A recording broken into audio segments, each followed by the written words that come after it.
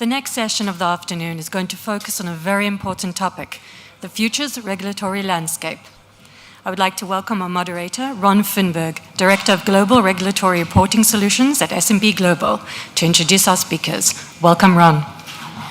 Thank you. Thank you, Tessa. And thanks for everybody for being here for this wonderful panel. Hello, everyone. My name is Evdokia. I'm coming from SALVUS Funds. We are a boutique advisory firm. We are dealing with licensing, regulatory compliance, internal audits for cryptos, for funds, for investment firms, Cyprus, as are the other guys, and around the globe.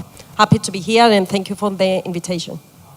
Okay, so that's an interesting point that you made there about passporting is kind of limited in where you're doing. Because Evdokia, in terms of what Alexandra was saying, how companies are being more choosy, do you still believe that Cyprus could be this main destination for cryptocurrency, or do you think there's better alternatives out there in the EU? Yeah, well, first of all, I agree with what the Konstantinos and Alexandros said earlier about the CASPs.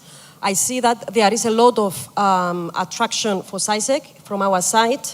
Comparing to other EU entities, the difference for CySEC is that as a Cyprus, we set up an authority for setting up a regulator for that. Whereas Estonia, Lithuania, they have the AML unit, the intelligence units that they oversee only for AML. Whereas we cater for investor protection. CySEC does that, and for other regulatory frameworks. And when MiCA will come in, all the other countries will need to authorize these or transfer these licenses to the regulator.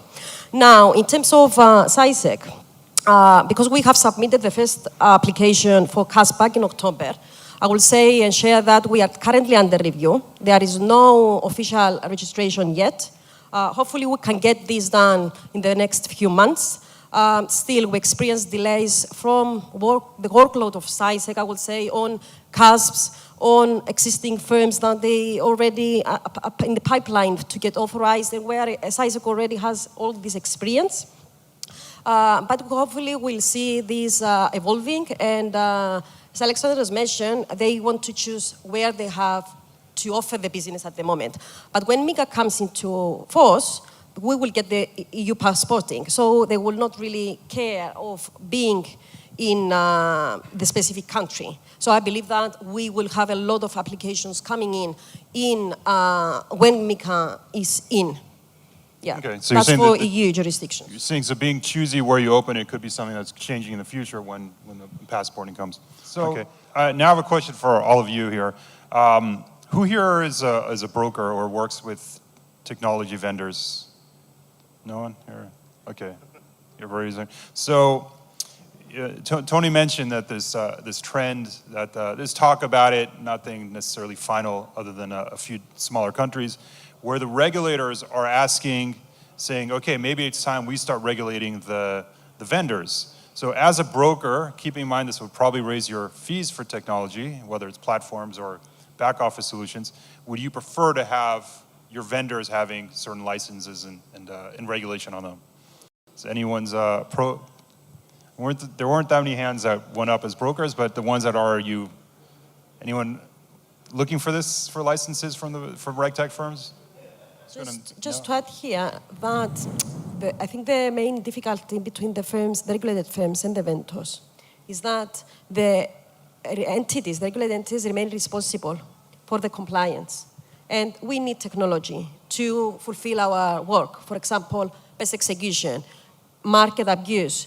The regulator says you need to have automated tools in place. Yes, we need to, but when you have the tools in place, let's say you did the due diligence, you approved and first of all approve this vendor that it's good, you need to know the compliance of it. As Sophie said, you do AML and you do the KYC checks, and you need to know the regulation first. For all the regulations, you need to know, and we need to educate, I will say, the people that they work in the regulated entities, so they will be able to do due diligence on the systems that they get them. So I think the bottom line, what everybody's saying is just like a firm would really understand what their trading platform is doing. They should also understand what their back office solutions are doing, and not just taking into account that whatever they're doing is correct, but actually delving into it to understand it. Thank you. Just to quickly answer your question you asked around, I'm a vendor, so I run a startup, so I definitely don't want to be regulated as a fintech startup, because first of all, it's the cost of it, and we would like to innovate much faster than let the regulators to catch up the stuff that we develop. But a question to the panel is, I want to know about do regulators look at educators in terms of the educators who provide teaching to the individual traders?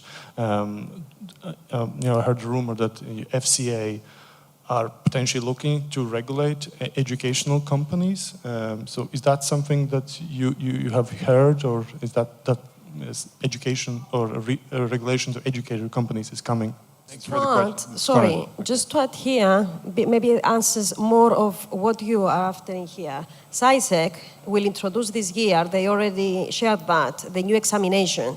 New examination will be about investor protection and talking information. So we expect that CySEC will have this compulsory to front-end people, customer support, tied agents. So they will need to get educated, probably about the regulation, complaints handling, and what information we share to the investors before they come to us. To the firms, to the regulated entities. So we have seen this from the AML, but when they issued the AML certificate, people had to do it, so they got educated. So this was an involvement in the industry, and with this, maybe I say it, sales certification, I think it will give more comfort. As far as I know, MiCA was supposed to come into effect in 2024. Do you know if they will implement it earlier, or they will stick to 2024? I guess we still expect the guidelines. Yeah, we don't know. We are not the commission, so yeah, we all look forward to it. Yeah, history have shown that nothing comes earlier than expected. The pattern with regulators is that it's delayed generally. Plus that we will have AML Authority in EU level coming in 2024, and I guess this might be linked to anyway the MiCA and how this will regulate and the new regulations, how this will be blended with the AML, because at the moment crypto blends. It requires only AML. When we have AML Authority in EU level, then maybe they will pass through all of those regulations and how they will enforce them.